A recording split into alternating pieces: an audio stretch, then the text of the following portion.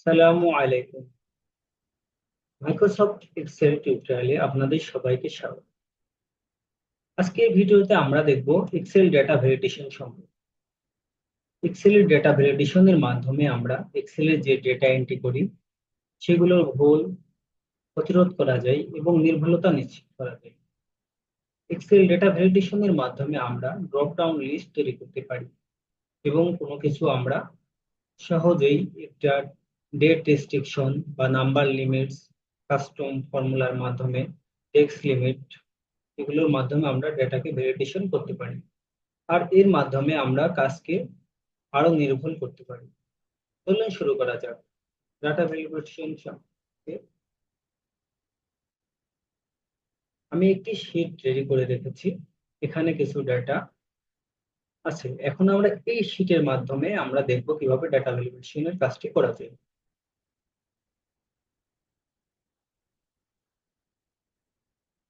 সর্বপ্রথম আমি যেটা দেখব, ডাটা ভ্যালিডেশনের ড্রপ ডাউন লিস্ট। ডাটা ভ্যালিডেশনের মাধ্যমে কিভাবে আমরা ড্রপ ডাউন লিস্ট তৈরি করতে পারি। এর জন্য আমাদেরকে চলে যেতে হবে ডাটা মেনুতে। আমাদের সর্বপ্রথম এখানে থাকতে পারে এবং এরপরে আমরা চলে যাব ডাটা মেনুতে।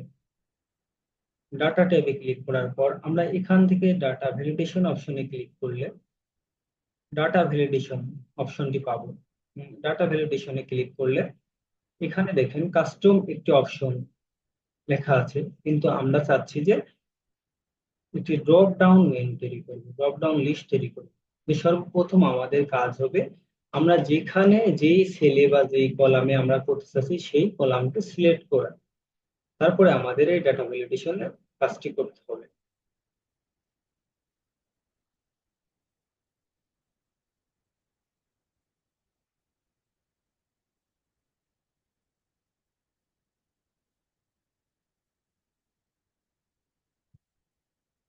এখন আমাদের যেটি করতে হবে, ড্রপ ডাউন লিস্টের জন্য আমরা এই শীটের এটার মধ্যে আমরা একটা ড্রপ ডাউন লিস্ট তৈরি করতে চাচ্ছি, সেটা হচ্ছে ডিপার্টমেন্ট। ডিপার্টমেন্টের একটি ড্রপ ডাউন লিস্ট তৈরি করছি যেন আমরা সহজে ডিপার্টমেন্ট গুলো সিলেক্ট করতে পারি এবং কাজে গতি বাড়াতে পারি, যেন আমাদের বারবার টাইপ করতে না হয়। এই জন্য আমি সিলেক্ট করে নিলাম, ডাটা ভ্যালিডেশনে গেলাম, ডাটা ভ্যালিডেশন থেকে data validation any value select না করে আমরা সিলেক্ট করব লিস্ট। লিস্ট সিলেক্ট করলে আমরা এখানে একটি অপশন পাচ্ছি, সেটা হচ্ছে সোর্স। সোর্স নামে একটি অপশন রয়েছে। এই সোর্স অপশনটি আমরা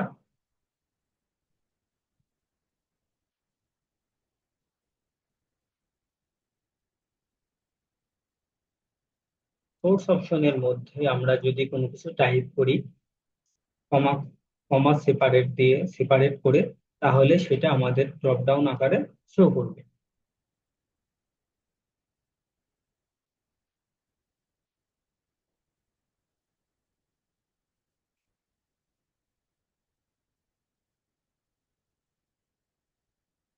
আমি চাচ্ছি এই ডিপার্টমেন্ট গুলো এখানে ড্রপ ডাউন আকারে শো করবে, জন্য আমি এইটাকে এভাবে লিখে দিলাম, দেন ওকে তে ক্লিক। এখন দেখুন প্রত্যেকটি ডিপার্টমেন্ট এখানে কিন্তু আমার সহজে আমার যে যে ডিপার্টমেন্টের আন্ডারে তাকে আমরা সেই ডিপার্টমেন্টের আন্ডারে কিন্তু সিলেক্ট করে কাজটাকে দ্রুত টাইপ না করে আমরা কিন্তু দ্রুততার সাথে সম্পন্ন করতে পারছি। এছাড়া এই ড্রপ ডাউন লিস্টে আমরা আমরা যে কোনো সেল রেফারেন্সকে কল করেও আমরা এই ড্রপ ডাউন লিস্টটি তৈরি করতে পারি।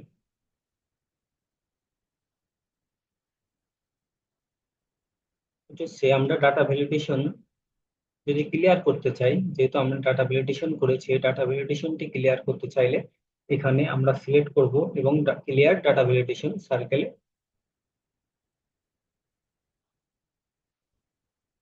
ক্লিক করতে হবে। এই অপশনে ক্লিক করে ক্লিয়ার ভ্যালিডেশন সার্কেল।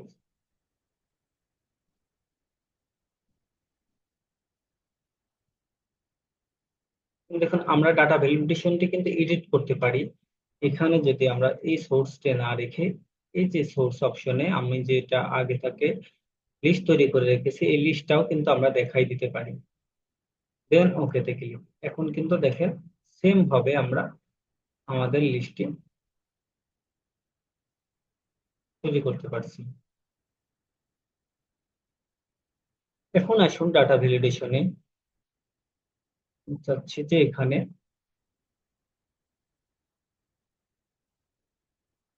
বয়স যাদের 18 থেকে 60, শুধুমাত্র তাদেরকেই আমরা এন্ট্রি করতে পারবো। এর কম বা বেশি হলে এন্ট্রি নিবে না। আমরা যদি এটা করতে চাই তাহলে আমাদেরকে এটা সিলেক্ট করতে হবে, যতটুকু আমরা কাজ করতে চাই ততটুকু সিলেক্ট করতে হবে। ডাটা ভ্যালিডেশনে ক্লিক, ডাটা ভ্যালিডেশন। এখান থেকে আমরা সিলেক্ট করব হোল নাম্বার। হোল নাম্বার আমরা চাচ্ছি যে বিটুইন। এখানে কিন্তু অনেকগুলো অপশন আছে, between, not equal, equal to, not equal to, greater than, less than. আমরা কিভাবে চাচ্ছি, আমরা শর্তটা কি দিতে চাচ্ছি সেই অনুযায়ী আমাদের এখানে ডাটা ভ্যালিডেশন করতে হবে। আমি চাচ্ছি যে 18 থেকে 60, অর্থাৎ কারোর বয়স যদি 18 ও 60-এর মধ্যে থাকে তাহলে এটা সাবমিট নিবে, না হলে নিবে না। আমরা কিন্তু ইনপুট করার সময় আমরা ইনপুট মেসেজও দিতে পারি। মানে যদি আমরা কোনো ইনপুট মেসেজ দিতে চাই তাহলে আমরা ইনপুট মেসেজে কি লিখবো সেটা এই ঘরে আমরা লিখতে পারি।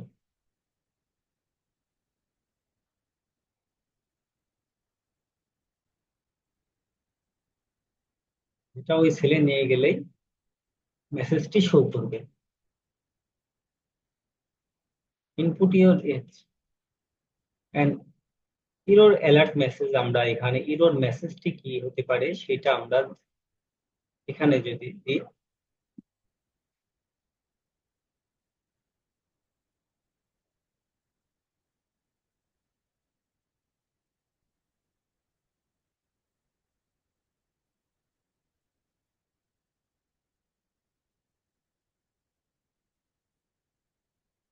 ওকে, আমরা সেটিং থেকে একটা রেস্ট্রিকশন দিলাম 18 এবং 60। ইনপুট মেসেজ দিলাম, ইনপুট এর এজ এবং ইরর মেসেজ একটা আমরা দিতে চাচ্ছি। দেন ওকে, আমরা কাস্টমলি ইরর মেসেজ দিতে পারি। তো এখানে কিন্তু আমাদের কোনো ইরর মেসেজ দেওয়া নেই। আমরা যদি এখানে কোনো কিছু লিখতে যাই, দেখুন কি ইরর মেসেজ শো করে, this value does not the valid restriction defines. এটা ডিফল্ট ভাবে একটি ইরর মেসেজ শো করে। এখন আমি এখানে যে ইরর মেসেজটি দিয়েছি দেখুন, ইনপুট ইউর এজ, ইনপুট করতে বলছে। আমি 18 কম দিলাম, এখন কি বলছে, প্লিজ ইনপুট ভ্যালিড এজ। মেসেজটি শো করছে। তাহলে আমরা 18-র কম এন্ট্রি দিতে পারবো না এবং 60-এর উপরেও এন্ট্রি দিতে পারবো না।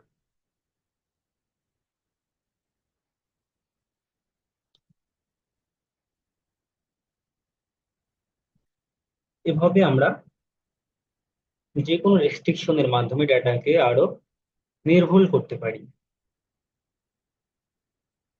আমরা চাচ্ছি কোনো একটি কাস্টমারের বা এমপ্লয়ের ফিডব্যাক নেওয়ার জন্য, যদি এখানে আমরা ফিডব্যাক নিতে চাই, যে ফিডব্যাকটি হবে 0.5 থেকে 4.5 এর মধ্যে। ডাটা ভ্যালিডেশন এটা হচ্ছে ডেসিমেল। ডাটা ভ্যালিডেশন সেটিং আমরা চাচ্ছি হচ্ছে ডেসিমেল। ডেসিমেল, বিটুইন, ইকুয়াল, সব ফাংশনই একই রকম ভাবে ডাটা আমরা এটা করতে পারবো। এটি এমন একটি টুলস ডাটা ভ্যালিডেশন, এর মাধ্যমে আমরা অনেক কিছুই করতে পারবো। ডেসিমেল আমি চাচ্ছি যে 0.5 থেকে ম্যাক্সিমাম ভ্যালু হবে 4.5। দেন ওকে। আমি যদি এখন 0.1 লিখি, দেখেন এটা রেস্ট্রিকশন আসছে, নিবে না। আমি যদি 0.5 লিখি সাবমিট হবে, 1 লিখলে সাবমিট হবে, 4.5 লিখলে সাবমিট হবে, 4.6 যদি, তাহলে এটা সাবমিট নিবে না।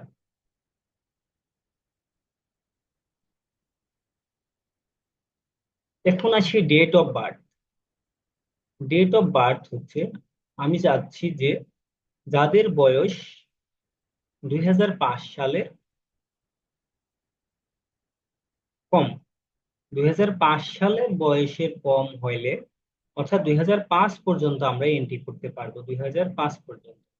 আমরা যদি 2005 সাল পর্যন্ত তাদের বয়স এইটাকে এন্ট্রি করতে চাই, তাহলে আমরা এটাকে সিলেক্ট করব, সেলগুলোকে সিলেক্ট করব, ডাটা ভ্যালিডেশন, ডাটা ভ্যালিডেশন। আমরা চাচ্ছি ডেট ইনপুট করতে, ডেট ইনপুট করতে। আমি এখানে আমার পূর্বে দেওয়া ছিল, আমি ডিলিট করছি, আমি চাচ্ছি 1/1/2004 পর্যন্ত যাদের ডেট আছে, শুধুমাত্র লেস দেন অ্যান্ড ইকুয়াল আমি দিয়েছি, লেস দেন অর ইকুয়াল, অর্থাৎ 2004 সালের নিচে, অর্থাৎ 2003, 2 এইভাবে যারা আছে, অর্থাৎ 2004 সাল পর্যন্ত ট্রেনটি নিবে, দেন ওকে।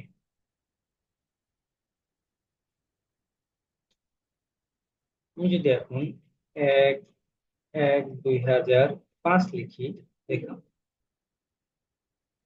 এখানে আমাকে এন্ট্রি করতে দিচ্ছে না। 1/1/1994।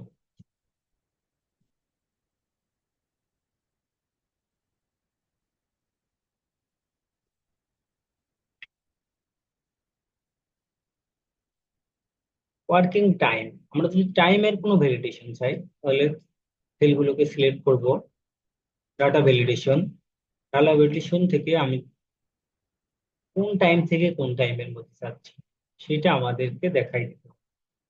আমি যদি চাই greater than or equal, greater than or equal দিলে আমরা চাচ্ছি যে যখন ওয়ার্কিং আওয়ার শেষ হবে, ওয়ার্কিং আওয়ার শেষ হওয়ার আগে আমরা এন্ট্রি করতে পারবো না। আমি চাচ্ছি 5 PM, 5 PM, দেন ওকে।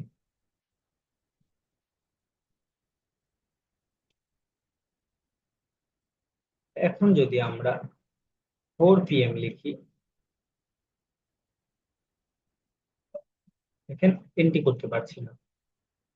5 PM এর পরে হলে এন্ট্রি করতে পারবো, 5 PM পুরোপুরি এন্ট্রি করতে পারবো।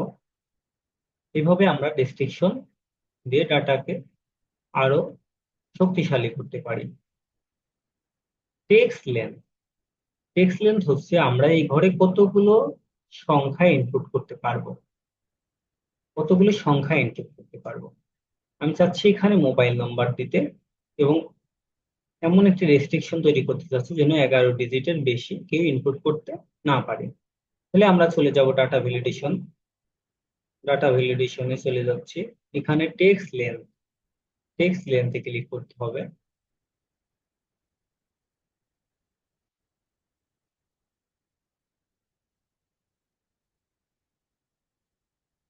আমি চাচ্ছি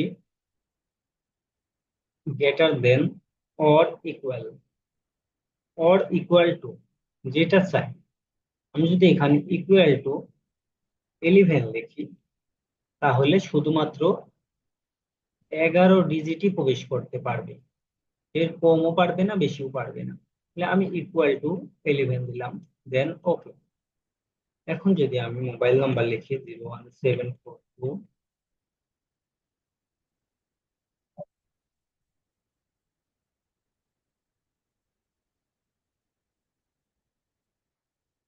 এটা কেন নিচ্ছে না? কেননা আমরা যখন এক্সেলে মোবাইল নাম্বার বা কোনো নাম্বার এন্ট্রি করি, তখন জিরো ডিফল্ট ভাবে দেখায় না, যার কারণে আমাদের কিন্তু মোবাইল নাম্বারটি 10 ডিজিট হয়ে যাচ্ছে। এখন আমরা যদি এইটাকে টেক্সট ফরম্যাটে করে নিই, টেক্সট ফরম্যাটে করে নিই, তাহলে কিন্তু আমাদের মোবাইল নাম্বারটি 11 ডিজিটের হবে এবং এই ফরম্যাটটি কাজ করবে। তাহলে আমরা যদি আমরা টেক্সট ফরম্যাটে করতে চাই, হোম মেনুতে যাব, এখানে জেনারেল সিলেক্ট করা আছে, আমরা এখান থেকে টেক্সট সিলেক্ট করে দেব। এখন যদি আমরা মোবাইল নাম্বারটি লিখি, দেখুন 017,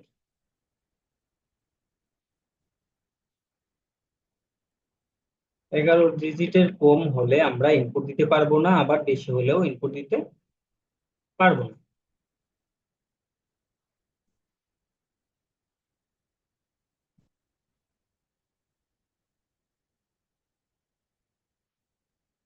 এছাড়া রয়েছে ডাটা ভ্যালিডেশনের মধ্যে কাস্টম কিছু ভ্যালিডেশন, যেটা আমরা রুলস এর মাধ্যমে ডেটাকে আরো উন্নত ভ্যালিডেশন দিতে পারি এবং ডেটাকে আরো শক্তিশালী করতে পারি, সেটা হচ্ছে কাস্টম ভ্যালিডেশনের মাধ্যমে। কাস্টম ভ্যালিডেশনের জন্য আমাদের যেটা করতে হবে, ডাটাতে যেতে হবে। ডাটাতে গিয়ে আমরা ডাটা ভ্যালিডেশনে ক্লিক করলে আমি এখান থেকে কাস্টম ভ্যালিডেশন যেটা দিতে চাচ্ছি এটাতে সিলেক্ট করতে হবে। দেন সমান ইজ টেক্সট। আমি একটি ফর্মুলা করছি, যদি এটা টেক্সট হয়, এই সেল যদি টেক্সট হয় তাহলেই এটা এন্ট্রি হবে, এই সেলে এন্ট্রি করা যাবে। যদি টেক্সট হয় তাহলে এন্ট্রি করা যাবে, যদি টেক্সট না হয় তাহলে এন্ট্রি নেবে না। এটি আমি কাস্টমের ফর্মুলার মাধ্যমে বলে দিলাম। এখন যদি আমরা কোনো নাম্বার ইনপুট দিই, দেখেন ডেসক্রিপশন আছে, কিন্তু যদি আমি কোনো টেক্সট লিখি তাহলে এন্ট্রি হবে। কিন্তু এই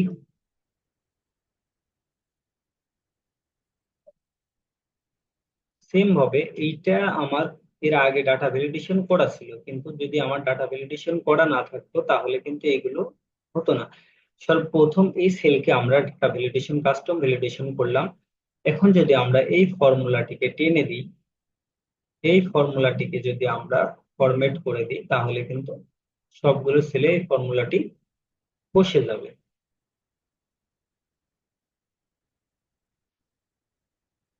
এভাবে আমরা বিভিন্ন ধরনের কাস্টম ফরম্যাটিং করতে পারি। কাস্টম ফরম্যাটিং এ কাস্টম ভ্যালিডেশন নিয়ে পরবর্তী পর্বে আমরা আরো বিস্তারিত জানবো। ভিডিওটি এখানেই শেষ করছি। ধন্যবাদ সবাইকে। পরবর্তী ভিডিওতে আবার দেখা হবে। সে পর্যন্ত ভালো থাকুন, সুস্থ থাকুন, সবাইকে ধন্যবাদ।